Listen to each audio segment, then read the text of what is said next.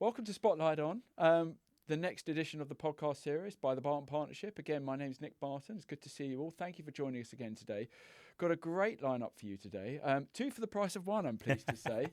We've got a double hatter here. And this one's going to be really interesting because I'm excited about this. We're looking at this from two perspectives today. Firstly, from the perspective of a US consulting firm building out its proposition in London, in the European market, which is exciting. And secondly, obviously focused on the private equity community, really from the point of view of finance directors and looking at the CFO, the role of the CFO and the value creation opportunity within private equity right now. But let me introduce you to our esteemed guests because we've got two great guys here today and I'm big fans of both of them.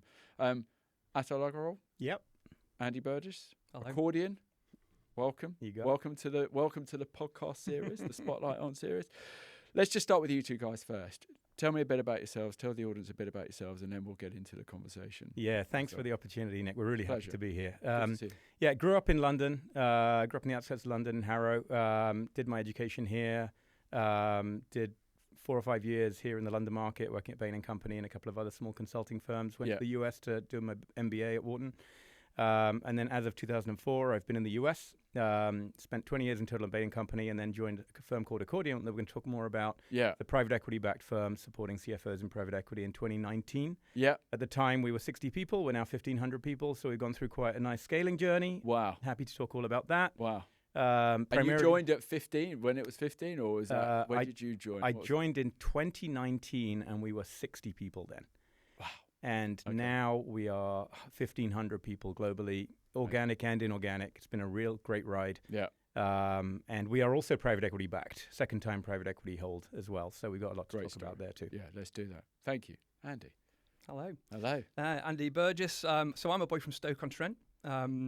Professionally, I'm an ex-Big Four partner that I now lead the London office for Accordion, which I'm very, very excited about. Personally, as I say, I grew up in Stoke-on-Trent, so I'm the trustee of the Port Vale Charitable Foundation. Well done. Which is how I keep myself grounded around the world of finance, thinking about lower league football. But look, this has been a journey that's been incredibly exciting, so really looking forward to talking about it. And how is Port Vale doing? Let's not talk about Port. We want to keep it a positive conversation. Let's not talk about Port Vale. Okay. Let's start with Accordion because I'm really excited to hear about this journey. I mean, you've been there obviously almost near the start, but 60 people to 1,500 people. 1,500, yeah. Amazing story. Tell me, when you're thinking about sort of a US consulting model and how it enters a mature market like the UK, the consulting market. I mean, obviously, Andy grew up in Big Four, Europe, Bain. Yeah. How has that journey been? I mean, when you think about its rise in the UK and its problems in the UK, what have been sort of some of the challenges in that regard and entering a mature market, how has Accordion overcome that? Yeah, a great question. Obviously, as I said, we're private equity backed, so international expansion is something that is a real growth vector for us, but we were very thoughtful about doing it at the right time. We actually debated doing this in 2019 when we got first time private equity backing by FFL partners and decided not to join then, enter Europe then. Yeah. Reason being, even though the market even then was quite big, focus matters. Right. And as a private equity portfolio company, it was very important. We had a huge TAM in the US that we needed to conquer at the time. Okay. As I said, we were 60 people and we've gone to 1,500 now. Yeah. So we really made a tough decision actually in many ways for a very growth-oriented company to say, hit the brakes on entering London back in 2019, focus on the US and do it when the time is right. Yeah. Time is right was defined as a couple of years from now. So 2024, we decided to enter and do it right. And that's really sensible, though, isn't it? I mean, rather than sort of take the plunge, especially with private equity backing, I'd imagine there was an element of pressure to really accelerate growth, etc. Yeah, look. Was it quite a tough call at the time? Yeah, look, it was. And I credit my founder, Nick Leopard, who founded the firm, who's got incredible strategic vision and is very laser focused as well. We had 3 growth vectors that we really identified at the beginning of that hold, Nick, in 2019. One, our core market is US private equity and the TAM is huge. So if you think about reading the CDD report on the market, it's like you can totally win and grow by conquering the TAM in the US. Right. However, one growth vector could have been going internationally. Another growth vector could have been going into corporate versus PE, which is somewhat different. Yeah. And another one could have been going outside the office of the CFO. We'll talk more about it, but office of the CFO is where we're very laser focused. Yeah. And to Nick's credit, we made that tough decision to say, let's just focus on the TAM that is here in the US Right. and not get distracted. And I think the results speak for themselves. By the way, we exited at almost a 5x MOIC within 3.5 years. So Yeah. our first investors were very happy. A lot of that growth came from just focusing on relentlessly on US private equity. And all the three of those growth vectors, we made that tough strategic call to say, let's not get distracted. Yeah. Let's do it at the right time when we have the operational and organizational capacity to do it right. Right. So that's why we did it 2 years ago. So that's where you got it right. You were laser focused, rather than sort of spreading yourself, Yep. diluting Yep. the proposition. Where have mistakes happened though? Yeah. What are mistakes that I guess not just Accordion but any firm entering the UK market could make? Yeah, great question. So part of doing it right is to really understand what other firms have done when they've done it well and what mistakes they made. So we did take quite a lot of time to think about that and talk to friends in the industry who have done it. I think there were 3 or 4 things we learned, all of which were quite big insights. Yeah. The first is US firms oftentimes don't actually tailor their value proposition to the local market. So in Europe, bill rates are lower, projects are typically smaller, but it's still a really attractive market. If you bring the US playbook and think that that's going to work in Europe, Yeah. it ain't. Yeah. Right? And there can be some arrogance around like it's going to work regardless because we've been so successful. So that's mistake 1. Mistake 2, buy versus build. Really interesting. One of my friends when we were entering said, we were talking to lots of bankers about potentially doing things through acquisition. And one of our friends who's a client said, do not do it through acquisition. Why? Yeah. Because if you acquire the KPMG, EY spin-off, you're essentially a KPMG, EY, me too. Yeah. Right? And the goal here, and we'll get onto that, is to be differentiated. And Yeah. so do it organically and then potentially do M&A at the right time. Okay. Third one was around don't bring a knife to a gunfight. We have seen US firms come into Europe and say they have a scale platform in Europe because Europe is different, Right. but actually they got 2 men and a dog. Okay. Right? Like, Right. and the first thing clients ask is like, how big is your local team? Yeah. It's the What's right your question, capability? right? Yeah. And so and again, credit to Nick and the board, it was like, no, we sent over, and we can talk more about this, we sent over 5 senior people under my leadership from day one. Right. There's an expense to the US, right? Losing some of our biggest rainmakers to come to Europe. But we knew that we had to do it right and enter it through a scale platform initially. Really interesting. And that's where a lot of people make a mistake. And then the final one was the myth of the global clients. Yeah. US firms who have a big book of business in the US think, oh, our US clients are saying that they want to use us in Europe. Done. Actually, what it is US clients will talk to their European colleagues, let's say an operating partner at a mega fund, right? Yes. To make recommendations. You got it. Yeah. They make this lead gen. They'll make the Yeah. recommendation, but then the European operating partner, Yes. you're still starting from 0 out of 10 or maybe 1 out of 10 Yeah. in trust building with that person. It's really interesting. You can really, a mistake is to say, it's no brainer, we'll just sell to our US clients. They'll just give you the intros. You got to prove yourself to the local European clients. So Yeah.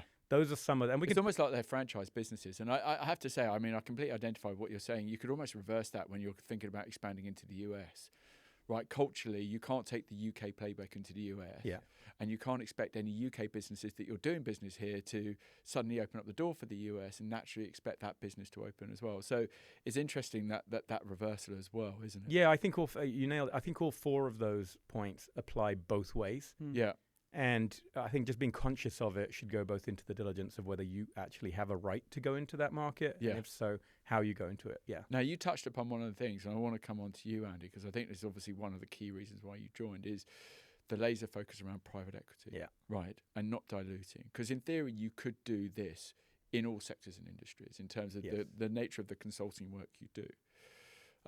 Just talk about that, I guess, in terms of the advantage of being sort of PE focused and how that's accelerated growth. Yeah, it's a great point. Maybe in a second, Andy, maybe you can Yeah, I'd address love that to. directly. But I would just frame it to your point, Nick, about we only focus on private equity clients, Yeah. portfolio companies typically, and we are also PE backed. And so in our DNA Yeah. is private equity, private equity, private equity.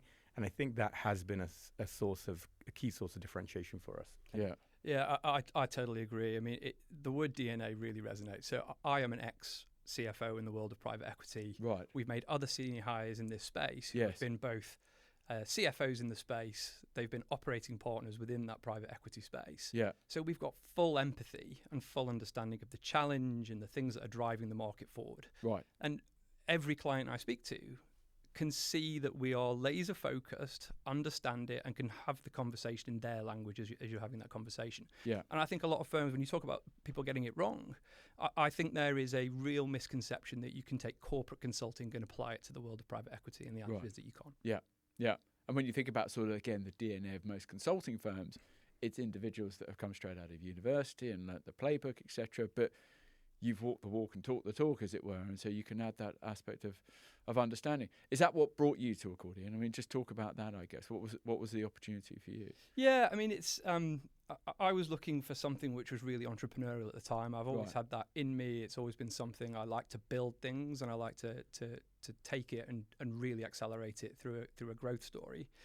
And the environment in the Big Four is great and people can have great careers there, but there is a difficulty in being able to accelerate that growth and take the investment and really push on. Right. And it's all kudos and credit to Atul, and I'm not just saying that because he's sat here, but the promises that were made, we'll put some investment behind you. You can go and make the market in this country. Yeah. And I believe that's what Accordion is doing. I talk to the team all the time that we are making this market to a level of focus on CFOs in private equity that I don't think exists anywhere else. Interesting. I'll talk numbers at the beginning of this. The growth that has been through our London practice, where we've got plans to get to, demonstrates that the firm in the US is willing to back us to do that. And it's been a joy. And what type of profiles would thrive in this environment? I mean, what sort of people do you sort of look to bring on board now because it is a distinction. It's a different type of consulting in that regard. So what kind of works for you?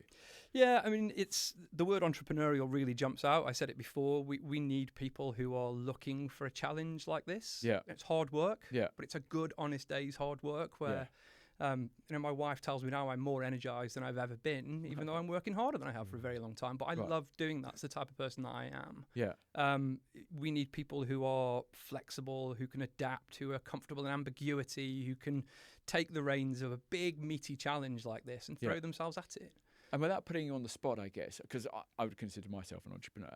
How do you test for entrepreneurialism in their consulting? What does a quality or an entrepreneur quality look like, as it were? Yeah, I mean, we do it a lot when we're interviewing people, and I think you can pretty quickly pick on it when you ask people like, look, if you were in our business, what would you want to do in the first 100 days, first year? What do you want it to be?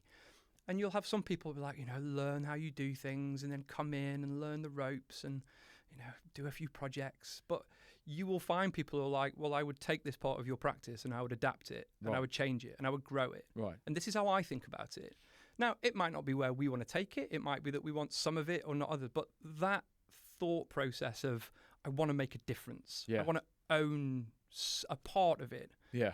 I think is what really jumps. And it's almost, you can see the glint in their eye. Yeah. Right. There's something that sort of lights up. They're not just reading something off. It's sort of, they feel it as part of everything else. 100%. And it's the vision around that. 100%. Yeah. Interesting. When you think about the opportunity going forward now, what does that look like? What does the journey for Accordion look like over the next 3 to 5 years? I mean, what sort of journey are you on right now? Yeah. So from Europe standpoint or overall? Yeah, from Europe standpoint. So we're growing gangbusters here. Yeah. And what I want to emphasize, I think you see the book Founder's Mentality behind me. I learned a lot from Jimmy Allen at Bain about healthy growth. What is healthy growth? Healthy growth is not just growing the revenue line, but growing it in a way that can scale in a sustainable way. Yeah. And a big part of that is a good talent value proposition that can remain strong and healthy from an employee standpoint. So I think the market and the TAM is so big that we are going to continue to be very laser focused on serving CFOs in private equity. Yeah. One adjacency that we have gone into in a big way is data and analytics and AI. Yeah. We actually acquired a 800-person data and analytics AI platform. Right. We've actually done more acquisitions, including an AI lab in San Francisco, but we've acquired a lot of data analytics and AI capability. Why? Because CFOs now, and we can talk much more about this, are the owners of data and oftentimes the owners of technology in mid-market private equity portfolio companies and need to underwrite AI investments. So strategically, the answer to the question is we're evolving from purely focused on CFOs and the finance function into a much broader, but still with CFOs as the anchor. Yeah. In Europe, it's very, very important for us to continue to hire the best. Yeah. And as you know, because you're helping us with this, talent is going to be a rate limiting factor in our growth. It's not going to be the market. Yeah. So having the right people. Yeah, and look, it's really hard. I mean, I have spouted for many years because I was president in the US for many years, like hiring lots of people, like say no more than you say yes. Yeah, such easy words to come out of an operator's mouth. Yeah, but when it means that you grow at, we're going to grow at like 60% or whatever, like it means that you're going to grow at 50% versus 70%. Yeah, it's costing you dollars. I get that. Right. Yeah, but this week, Andy and I have met many candidates, and like honestly, like we're pushing ourselves to say no more than yes to like a bunch of them who are really good, but they're not A+. Now, you could ask me, why do we need A+ talent? We need A+ talent because we are new in the market, making a market. And if our clients say, well, you just hired the same people we got at pick your competitor. There's no difference. There's no difference. Yeah, okay. So we need Andy and some of the other leaders who know the market and yourself to say, if this person is on the WhatsApp groups amongst all the operating partners and they say, wow, you guys got Jake or Molly. I mean, it's the endorsement, isn't it? And that's what's happening. Yeah. That's what's happening. Some of the PE clients you and I share have said, oh my gosh, you picked up so-and-so. Yeah. That's probably 50% of the people we've hired. We've got an inbound from, I'm not kidding, from a sponsor saying you got that person. Yeah. And that's the rate limiting factor on our growth. So the answer is we're very focused on our strategy. We know what a strategy is, but it's about operationally scaling in a way that we continue to be 10 to 20% better than anybody else in the market. And there are some incumbents, some insurgents also who are coming after this space because it's a lucrative space. Yeah. And so it means that we need to continue to be out ahead. Well, listen, competition is good. I think it's interesting because I absolutely agree with all of that. But from my role as the London office lead, I've got to think about this as what are we going to create in Europe? And the answer, of course, we're going to create a huge business that does all this amazing work for our clients. But I'm trying to create here a platform for people to come and have an amazing career. Yeah. Right? And I've got to put that layer on top of it as well. Of course. And I love the point that you make, Atul. We are getting so many inbounds now that it's crazy that CVs are coming across the desk, which is great. But we have a phrase which is there's a better way to work in finance. And that's what we're trying to generate here. So I want people to come and have this amazing growth story. I want people to come and do this amazing work with big private equity clients, but I want them to love doing it as well. Yeah. And I think that also comes back to your point earlier around how do you get the right people. Yeah. The buzz in our office when you walk in gets commented on by every client that walks into our office. It's like, these people love being here. Yeah. The answer and that's a palpable feeling as well, actually. And you want to, again, you don't want to lose that at all. The challenge with that is as you scale, how do you maintain it? And listen, as an individual that's gone from 5 to 100 people, obviously on a slide, that is a challenge. Let's talk about private equity. Let's talk about value creation, because value creation in terms of definition of has massively evolved, again, probably even over the last 18 months, let alone the last 5 years. Value creation until, I guess, the last few years has been all about strategy, the strategy behind it. But actually now the importance and the emergence of not only chief transformation officers, but perhaps more importantly now the CFO in value creation has really come through. Talk about how and why that's fundamentally changed. Why has the CFO now risen in terms of its prominence in value creation, and that link between, as Atul mentioned now, CFO and AI? Yeah, I mean, fundamentally, if you go even more macro than that, the world of private equity has changed a little bit. Like, it's never liked big macro factors and instability. And we're in a place where the variables are through the roof at the moment. There's tariffs, there's huge things happening in the macro world. There's big variability around supply chains. There's interest rates that are really making it tough and difficult. So put that in a position. But Atul, you mentioned Bain, they talk about now being 12 is the new 5. And what that means is where 5% EBITDA growth would have got you the multiple you wanted at the end of your hold, now you're going to need 12. Yeah. So I said to someone the other day, I think the sound that represents the private equity market in London at the moment is value creation plans being dusted off. Yeah.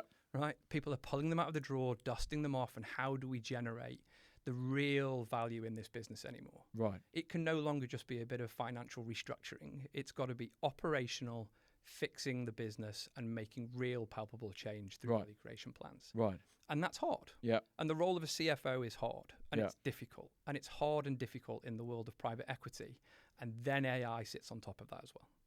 So how do you as a CFO sit there and say, I've got this challenge to run my business as usual. I've got a value creation plan that I need to make sure works so that this business, my LPs, the GPs are not putting too much pressure on me. and I've got to change the world with an AI system as well. Yeah. It's a fascinating challenge right now. And does that, I mean, to be clear, does that sit solely, all of those three aspects, with the CFO? Is the CFO part of a team that provides that support? Because you would argue there's an operating partner sitting somewhere, there's a chief transformation officer within that ecosystem as well. Why is there so much pressure now on the CFO, perhaps more than anyone else? Or is it evenly spread in your view? Atul, I'd be interested in your view. Mine is, the pressure has always been on the CFO. Right. This is no different. It's just, I think the pressure is larger. But the cynical side of me says that the CFO has always been someone you can look at in an environment like this and say, is this the right person? Is that an easy change for us to make? Yeah. And yes, there is a team. I totally agree with you, the operating partner and CEO and CFO. But this world of AI, this world of incumbent change will always come across the desk of the CFO. Okay. And it will always hold the ROI for the business. Is this the right thing for us to do? Can we make money off it? Can we be more efficient? And that's why I think right now it's become palpable that there is a big challenge for CFOs in the market. Is there a, I wouldn't say a shortage, but it's not easy to find a good CFO with pure private equity experience, right? Mm-hmm. There's CFOs with big corporate experience, but CFOs with private equity experience, is that, it's not an anomaly, is that, are they readily available in the market? No, look, I think a lot of our clients are having to hire first-time CFOs in private equity, and therefore the question is, do you do a battlefield promotion of somebody who's risen up the ranks, head of FP&A or a controller? Or do you bring in a former corporate CFO, or are you lucky enough to find somebody who's a second or third time private equity CFO? Yeah. Or sometimes the finance operating partners sub in into a CFO role. So there's but I think underlying your question is there value in having seen the movie before? And the answer is yes, right? If you think about and look at the data on attrition rates, exit rates for CFOs, 12 months into their hold. There's various different studies, but it could be between 30 and 40%, and so why is that? It's like, it's a pretty grueling role, right? They're going face to face against some investors, even in good times, right? How many years did we have where it was a bull market in private equity? Right. Now it's tough times, right? So all of the traditional stuff they had to do around essentially managing the business with the CEO remains, but now they need to be fluent on the balance sheet because they have to manage for cash as well as EBITDA. Yeah. Now they need to be very strategic about the investments and think about where they can be best in cost versus best in class. It's a just much more challenging environment. And for that CFO, they're not even sure what their equity is going to be worth. Right. So it's quite so they're working without necessarily knowing what the finish line is. Yeah, and they're a leader, so they need to also be portraying conviction. So listen, lots of great CFOs we know in private equity are strong enough to withstand like the additional challenges that have come on, but it certainly is a challenge, and to your point, the economics for them may or may not hold. So yeah, as a result, a lot of CFOs have done one or two tours of duty in private equity and don't necessarily want to do it. We spend a lot of time with first-time CFOs in private equity, as you know, helping them to actually 3 months before they do their first PE gig, helping them to, like Andy's done a PE gig, like coaching them on how to be PE CFOs, because it is very different. The rigor around the numbers is very different. Yeah. They often own the technology environment and the data environment, because that all rolls up into a mid-market CFO, unlike a big corporate. Yeah. They also have to think about exit from day one and like take a value creation lens on the numbers, not just a management accounting lens on the numbers. Right. So there's a whole plethora of things that a CFO in private equity needs to do that a corporate CFO does not need to do. Yeah. And I think clients of ours who have finance operating partners, many do, those finance operating partners can really help CFOs to understand how to be successful and provide that guidance. But a lot of funds don't have those people, or those people are stretched way too thin. So a lot of what we do is try and equip CFOs to be successful in a private equity environment. And between the two of you, you've listed a whole host of reasons as to why value creation has become harder. Yep. What else is there that's really having an impact on, I guess, CFOs, really driving their role, or the whole value creation concept right now? Why has it become harder? Yeah, look, I think first of all, it starts with the business itself. Yeah. So fundamentally, the business is facing all of the macro uncertainty and disruption, both on the macro uncertainty, but also the underlying economics of the business are more challenged, right? Yeah. Secondly, I think motivating a team of private equity executives when your equity's underwater is really challenging. Sponsors are much more stressed right now. Yeah. And, part of the dialogue, Nick, now is, will we exit? Versus, with continuation vehicles and stuff, like, will we exit and how long is it going to take us to exit versus what do we need to do in the next couple of years to exit, right? Yeah. So those are some of the other things that are just making their role a lot harder. The other thing I would say is, honestly, just back to the AI topic, there's AI for value creation across the portfolio company, and then there's AI within the finance function. But if we take the first one, AI for value creation across the portfolio company, that necessarily requires investment that doesn't necessarily pay back immediately. Yeah. And certainly necessarily within the time frame that exactly. Right. Exactly. So what does that do to our margins? Are those investments add backs? What does it do to our exit timing? And so the CFO, on the one hand, is under pressure to keep hitting the numbers that have been underwritten, and on the growth rates that have been underwritten. On the other hand, put enough aside to invest in the engine 2 for the future. But presumably whilst that would have perhaps a negative effect on the EBIT, it would have a positive effect on the multiple because of the forward planning? Presumably. In theory. Presumably, but again, so you're right. Let's say a business needs to invest for a couple of years, like 3-4% of revenue in AI investments, right? Their EBITDA will go down, but to your point, it will return in the multiples if you believe that you're going to exit and you exit for a higher multiple. Right. Now, I think it's hard to generalize, but sector by sector, I think we're moving much more as winners and losers. There's going to be some players in any industry, take our business services, the place where we play, where if you've really embraced AI in your own core value proposition, you'll be one of the few business services players who is going to command a 15, 20x multiple, and then be others who will not exit or will exit for a very low multiple. I understand. And so yes, those investments should pay off, but it's not certain that they'll pay off because it requires you to believe that you're going to be a winner in the industry. So that's a lot of the challenges that are completely new challenges to the CFO in addition to their day job. Yeah. And let's talk about the AI piece, especially within the finance function. Yeah. How has that evolved? I mean, what are you seeing in that regard? I mean, look, it's here. Right. Right. It's the question is AI coming into the finance function is done. Right? It's here. Right. It's out there. I absolutely agree with your point. It's become table stakes now, and I think there's a real view that people are out there, which is I want to make this step into AI. I want to take the first step. It's a big mountain to climb. Yeah. How do I do that? Right. And technology is no longer the blocker to that. The tech's there. Yeah. So the only blockers are either your own ability or willingness to take the brave step to go and do it, or it is the governance and controls and how do I get comfortable with that sits within your finance function. I think we said really well. Paul Redding, who is a colleague of ours, did a talk the other day. And from a CFO to really demonstrate the challenge of that, as I said earlier, they've got business as usual. You've got to get AI on top of it. He said that in the world of a finance function in private equity, AI is two things. One is a game changer, right? It is absolutely going to change the game. Yeah. But two, it is an indication to the market right now that your finance function is run really well. Because for AI to work and for AI to really deliver the value, your data stack has to be right. You have to understand the value drivers of your business. You have to know exactly what you're going to go after to grow your market. Yeah. And if you can be the people who are first out there in market saying, we've put some AI across our finance function, I think there's a lot of ops partners out there at the moment going, well, they must have their stuff in order. And to be clear, and I say this from a point of naivety rather than anything else, we're talking about AIs creating efficiency. Mm-hmm. A greater depth of analysis, Mm-hmm. speed of analysis. Mm-hmm. What are the what are other practical use cases where AI is being adopted, and what value is it creating for finance functions that you're seeing?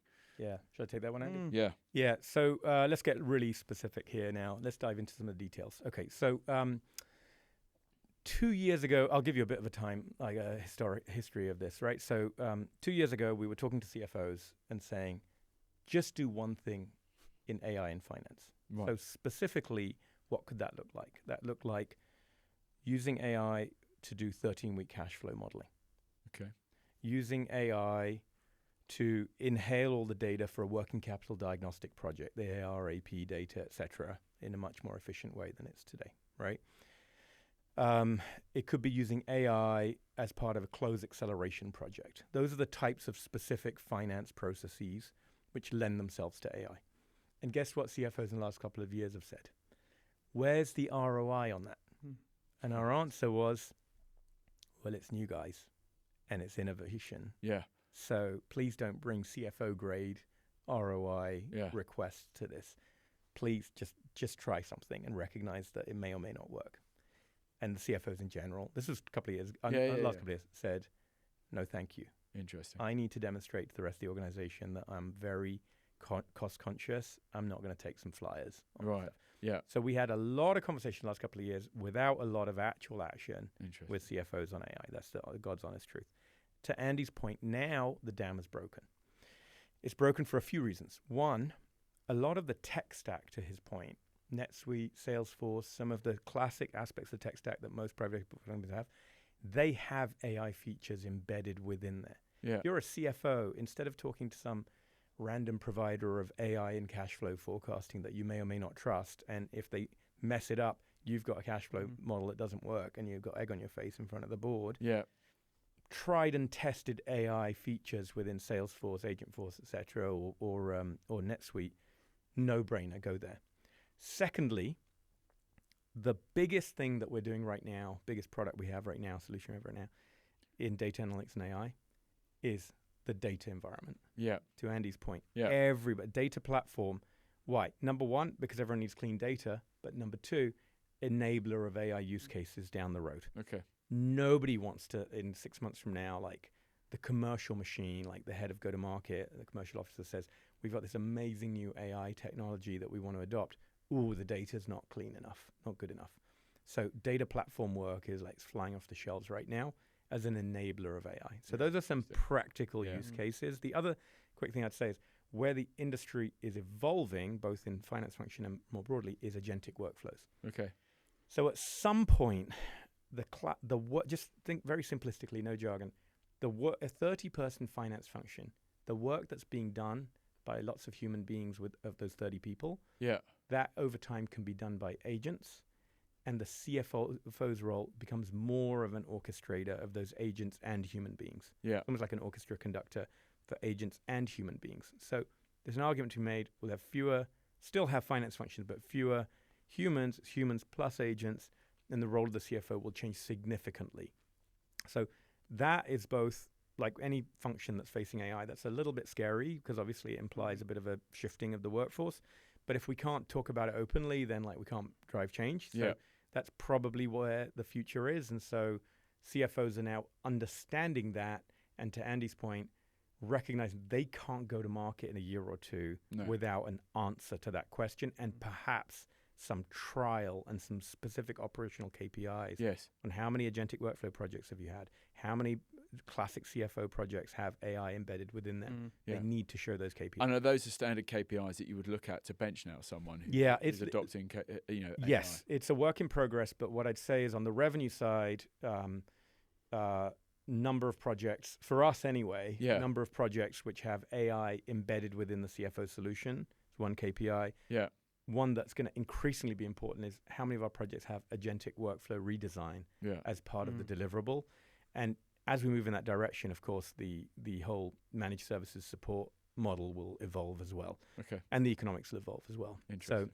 So, those are some of the KPIs that will evolve. And I think it's really important, that because that is the big exciting future. And you could be a CFO looking now and saying, actually, that's quite scary. But I want to make the start. I want to start climbing that mountain. So we think about it at Accordion in a 3-step model here. So as Atul said, within your tech stack right now, there will be some AI built in that I guarantee you are not using to the full capability that exists. Yeah. So that's step one. Yeah. Step two is if the agentic thing is too much right now, or you need a bit of time, there are some amazing point solutions out there that can help you with your AP, could help you with some 13-week cash flow, could help you with an accelerated close that you can go and get on a license agreement that will do that work for you. Right. And then you get to the nirvana of, how do I then build the agentic work in that once you've started to settle data down into that position? Really interesting. Really interesting. And listen, I strongly suspect if we sat here in a 12 months' time, you'd be saying slightly different things around how that, because of the evolution and the speed of change that's going on right now. When you think about the CFO profile, though, when you talk about sort of the individual right now, to your point, it's an evolution. People are transitioning from corporate into private equity. We're stepping people up. What does a modern PE-backed CFO need to look like now to be successful? I mean, Andy, what do you think on that? Yeah, it's really interesting because the table stakes of governance and control, I don't think will ever go away. I think it will look different in an AI world. How do you put governance and control through an AI agentic model? But the role of the CFO, the governance and control table stakes of value protection will always be there. Yeah. So that will be an adapting part of the role.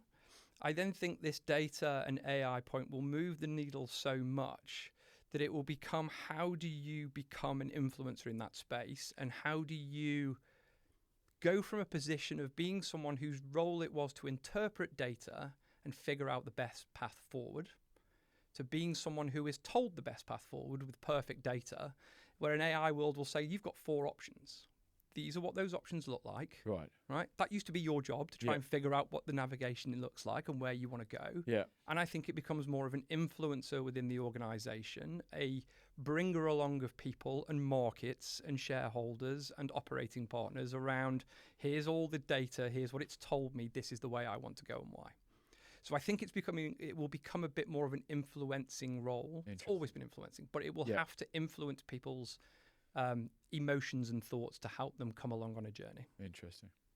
Atul, you agree with that? Anything to add? Well, I look, we've been talking for years about what we call strategic CFO, and this is a well tried and true sort of discussion, but it's very valid, right? Because there's the basic blocking and tackling of the CFO role, and then there's being the strategic right-hand person to the CEO and the board on value creation. Right. Simply put, that's always been there.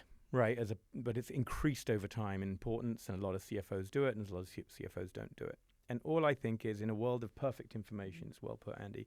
I mean, by the way, it's perfect information that CFO has, but also it's perfect information that your sponsors have as well. Yeah. So you go to board meetings, and your sponsor has all your performance data, right? So you can't go to the CFO, let me tell you, we grew at 12%. This is why, like, your 30-year-old deal VP is probably more steeped in the details of that data from that data lake than even the CFO is. So you better be ready to offer insight. And so I think the CFO needs to continue to be that strategic CFO, identifying and value creation opportunities beyond what anybody else can, looking at the data, because they know the business. Yeah. And then I think pushing the businesses to drive decision making. Like, to me, the number one currency or value creation opportunity for CFOs is putting data in the hands of the business unit leaders quicker than your competitors. Right. If your business unit leads in a healthcare company, like R&D, a pharma company, can get data on trials quicker than your competitors. Yeah, that's game-changing. Game-changing, yeah. Right? If in our business, we can get data on productivity of our people, utilization rates of our people quickly, we can make quick decisions on who we pay, who we staff on different things, like we don't have trapped labor, and. It's industry-specific, but CFOs putting that data in the hands, with insight ideally, in the hands of business people, is how value creation is going to get driven. It always has been. Yeah. And AI is just going to be like able to do that at lightning speed. We call that CFO intelligence. Yeah.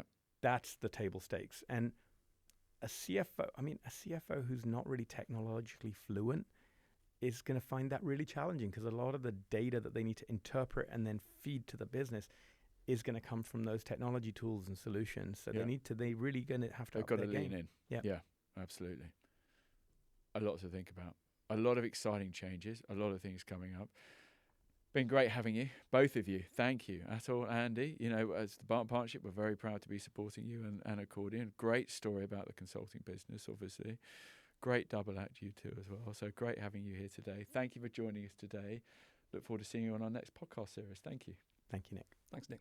Pleasure.